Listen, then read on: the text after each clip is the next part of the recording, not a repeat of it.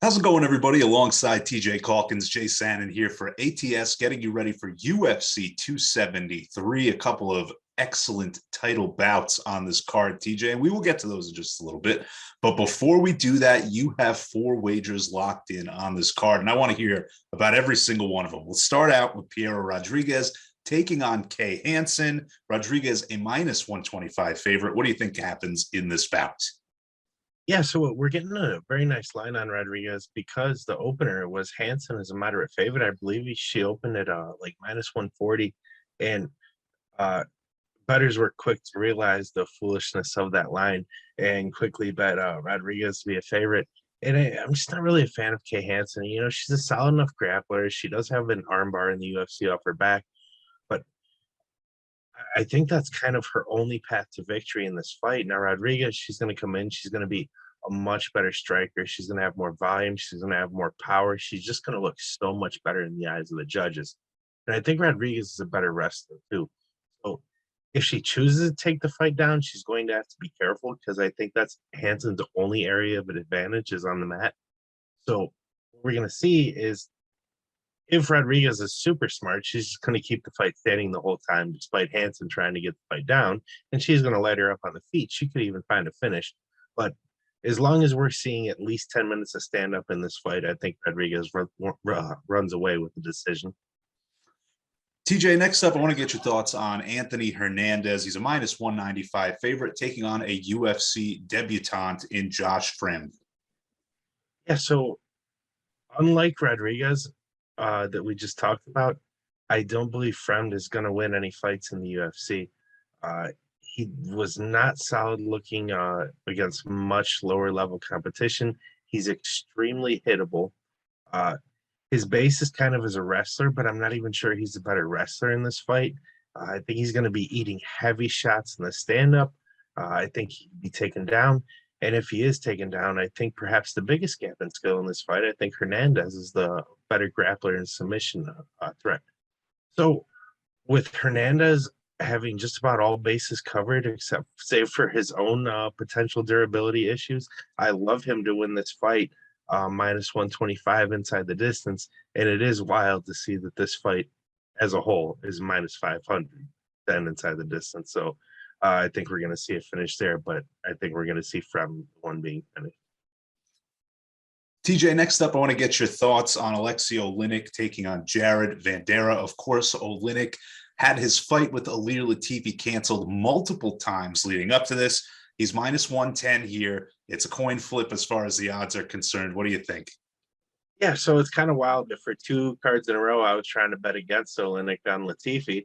But I mean, this is a completely different matchup. You know, Latifi is a never taken down in the UFC, fantastic wrestler. Now you get Bandera, he's the absolute opposite. He's a big heavyweight, but he doesn't have real power. You know, he's kind of a point striker.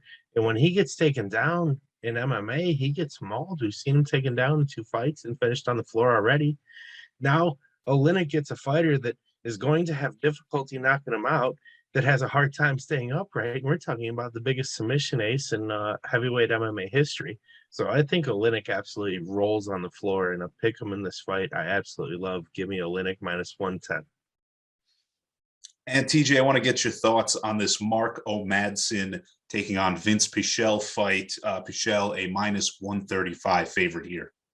Yeah, Pichelle, you know, he's pretty solid everywhere. He's a well-rounded fighter. I mean, he's the grizzled vet, if you will.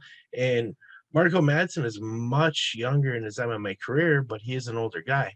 Now, we're seeing Madsen coming off his second camp at Fight Ready, and you just can't understate what they're doing for him. We saw him win a fight without wrestling against Clay Guida his last time out, and he has obviously a wrestling background. That's his bread and butter. So he'll be able to dictate whether this fight hits the floor or not, which could be bad news for Pichelle, especially if Madsen levels up on any level in the striking. And I think he will. I think we've seen what this camp did for Davidson Figueiredo, amongst others.